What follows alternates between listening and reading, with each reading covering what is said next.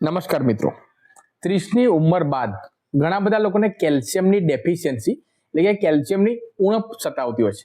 હવે તેના માટે આપણે જનરલી કાં તમારે રેગ્યુલર તમારે દૂધ પીવું પડે, કાં કેલ્શિયમની ગોળીનું તમારે રેગ્યુલર સેવન કરવું પડે. ઘણા લોકોને આમાંથી દૂધ ભાવતું નથી અને જો દવાઓના વધારાના ખર્ચાથી સાહેબ તમારે બચવું હોય ને તો આજના વિડીયોમાં બેસ્ટ એવા 2 સુપર ફૂડ હું તમને મિત્રો જણાવવા જઈ રહ્યો છું. આ 2 સુપર ફૂડમાં તમને જે ભાવે એનું રેગ્યુલર 15 દિવસ સુધી સેવન કરી જો. કેલ્શિયમની ડેફિશિયન્સી શરીરમાં સતાવતી હોય તો ધીમે ધીમે ધીમે દૂર થઈ જશે. હવે કઈ 2 વસ્તુ છે અને કઈ રીતે એનું સેવન કરવાનું છે તમામ માહિતી આજના વિડીયોમાં હું તમને આપવાનો છું. તો એના માટે વિડીયોને પ્લીઝ પૂરો જોજો. અને એ પહેલા આપણે યુટ્યુબ ચેનલ પરમાર ચિરાગ પર જો નવા હો તો આવા હેલ્થના વિડીયો જોવા માટે જરૂરથી સબસ્ક્રાઇબ કરી દેજો. અને આ વિડીયો જો તમે ફેસબુકના માધ્યમથી જોઈ રહ્યા હો તો આપણા આ હેલ્થ વાળા પેજને પણ જરૂરથી ફોલો કરી દેજો. તો ચાલો મિત્રો હવે 1 બાય 1 એ કઈ વસ્તુ છે એ હવે વિડીયોમાં જોઈએ. તો મિત્રો પહેલા નંબર પર આવે છે એ છે સફેદ તલ. જ્યાં મિત્રો સફેદ તલ જો શિયાળાની ઋતુ હોય, ઠંડુ વાતાવરણ હોય તો સફેદ તલને થોડા તાવડી પર જે તવી પર જે તમે રોટલી બનાવો છો એ તવી પર તમારે 1 થી 2 ચમચી તલને બરોબર તમારે 30 થી 40 સેકન્ડ 1 મિનિટ સુધી એકદમ ધીમા ફ્લેમ પર તમારે શેકાવા દેવાના છે. ઠંડુ વાતાવરણ હોય તો અત્યારે મિત્રો ઠંડી ગરમીની સિઝન ચાલી રહી છે તો આ સફેદ તલને તમારે શેકી નાખવાના થોડા ઘણા પ્રમાણમાં. અને ત્યારબાદ મુખવાસ સ્વરૂપે જ્યારે પણ તમને સમય મળે ત્યારે ઓફિસમાં પણ તમે ડબ્બામાં તમે પેક કરીને લઈ જઈ શકો છો. જ્યારે પણ તમને સાહેબ ભૂખ લાગે ને ત્યારે તમારે 1 થી 2 ચમચી આ સફેદ તલ બરોબર મોઢામાં તમારે મૂકવાના અને ચાવીને એક રસ થઈ જાય ત્યારબાદ તમારે ઉતારવાના છે. આ સફેદ તલ કેલ્શિયમનો ખજાનો છે. ભરપૂર માત્રામાં આ સફેદ તલની અંદર કેલ્શિયમ મિત્રો રહેલું છે.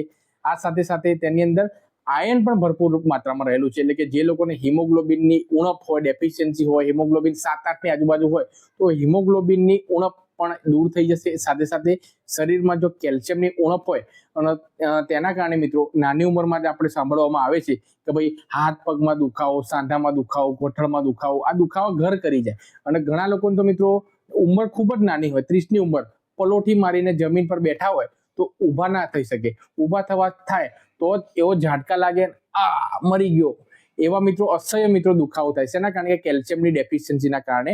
તો તમને જ્યારે પણ ભૂખ લાગે ત્યારે પડીકા અને આચળ કૂચળ ખાધા વગર આ સફેદ તલનું સેવન જો તમે રેગ્યુલર 15-20 દિવસ કરી જો તમને જાતે જ અનુભવ થશે અને તમારા તમામ દુખાવા છે એ ધીમે ધીમે દૂર થઈ જશે અને કેલ્શિયમની ઉણપ પણ મિત્રો આસાનીથી મિત્રો દૂર થઈ જશે. એટલે પહેલા નંબર પર છે એ છે સફેદ તલ.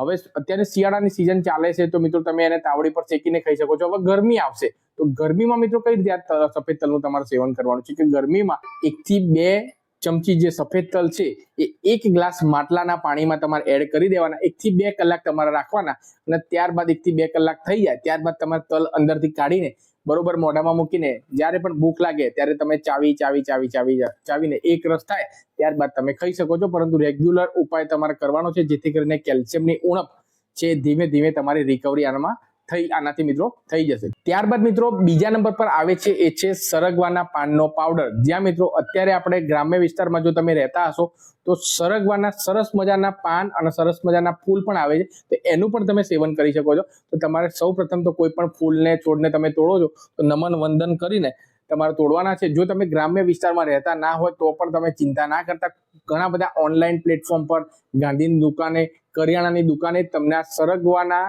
પાનનો જે પાવડર છે એ રેડીમેડ પણ તમને મળી જશે. એટલે તમારે કોઈ પણ જાતની તમારે ચિંતા કરવાની જરૂર નથી.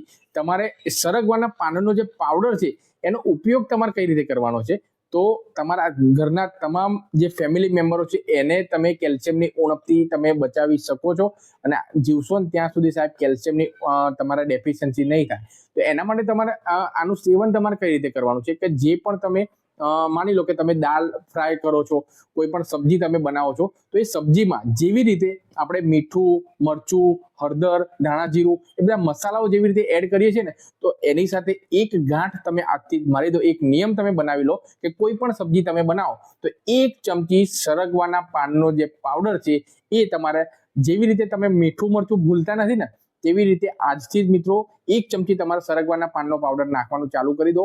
15 દિવસ જુઓ, નાનાથી લઈને મોટા દરેક લોકોને મિત્રો આ સબ્જીનું સેવન કરશે જેથી કરીને કેલ્શિયમની ડેફિશિયન્સી અત્યારે ઘર કરી ગઈ છે. નાની ઉંમરમાં ઘણા બધા લોકોના દુખાવા, સાંધાના, કમરના, હાડકાના દુખાવા થઈ ગયા, એમાં ઘણા અંશે તમને રાહત જોવા મળશે. અને આ સબ્જીની અંદર એડ કરો છો ને તો ઘરના જે તમામ જે આપણા મેમ્બરો છે એ કેલ્શિયમની ડેફિશિયન્સીથી મિત્રો આસાનીથી બચી શકે છે. બીજી વસ્તુ એવી છે મિત્રો કે જો તમારા સબ્જીમાં ના નાખવું હોય તો સવારે નળના કોઠે પણ તમે લઈ શકો છો. 1 ગ્લાસ તમારા ગરમ પાણી એટલે કે હુંફાળું પીવા લાયક હોય એટલું તમારે 1 ગ્લાસ તમારે કરવાનું છે ગરમ પાણી, અને તેની અંદર તમારે 1 ચમચી સરગવાનો પાવડર હોય એ તમારે એડ કરી દેવાનો, બરોબર હલાવી દેવાનો. પરંતુ નળના કોઠે એટલે કે બ્રશ કર્યા પહેલા આ ડ્રિંકનું તમારે ધીમે ધીમે વાસી મોઢે તમારે સેવન રેગ્યુલર તમારે કરવાનું છે, જેથી કરીને કેલ્શિયમની ઉણપ હોય એ ધીમે ધીમે રિકવરી થશે. સરગવાની અંદર પ્રોટીન પણ ભરપૂર માત્રામાં રહેલું છે અને સાથે સાથે કેલ્શિયમનો મિત્રો ખજાનો માનવામાં આવે છે. તો તમે આચળ કૂચળ ખાધા વગર અને વધારાના દવાઓના ખર્ચાથી જો સાહેબ તમારે બચવું હોય અને દૂધ જો તમને પીવાનું ના ભાવતું હોય તો આજના વિડીયોમાં મેં તમને 2 ઓપ્શન બતાવ્યા. સરગવાનું તમે પાનનો પાવડરનો સબ્જીમાં પણ એડ કરીને ખાઈ શકો છો, અને જો ના ભાવતું હોય તો તમે ગરમ પાણી સાથે નવશેકું પણ લઈ શકો છો. અને સરગવો તમને ભાવતો જ ના હોય તો બીજો ઓપ્શન છે મિત્રો તલ. તમને જે ભાવે એ ફોર્મેટમાં તમે આ વસ્તુનું સેવન કરો, જેથી કરીને તમે વધારાના ખર્ચાથી બચી શકો અને કેલ્શિયમની ઉણપથી જો કંટાળી ગયા હોય તો એમાં ઘણા અંશે તમને રાહત જોવા મળશે. માહિતી તમને પસંદ આવી હોય તો વિડીયોને લાઈક અને જરૂરથી તેવા તમામ આપણા ભાઈઓ બહેનો સાથે શેર કરી દેજો જે લોકોને કેલ્શિયમની ડેફિશિયન્સી સતાવતી હોય અને નાની ઉંમરમાં જ ઘણા બધા દુખાવાથી કંટાળી ગયા તેવા તમામ ભાઈઓ બહેનો સાથે વિડીયોને જરૂરથી શેર કરી દેજો. અને આ વિડીયો આપ ક્યાંથી જોઈ રહ્યા છો ને એ પણ મને કોમેન્ટમાં નીચે જરૂરથી જણાવજો. નવા વિડીયોમાં નવી માહિતી સાથે મળીએ છીએ. ત્યાં સુધી વિડીયો જોવા માટે આપ સૌ લોકોનો ખૂબ ખૂબ આભાર. સ્વસ્થ રહો, મસ્ત રહો, તંદુરસ્ત રહો એવી જ મારી ભગવાનની પ્રાર્થના. થેન્ક યુ મિત્રો. જય Hind. Have a nice day.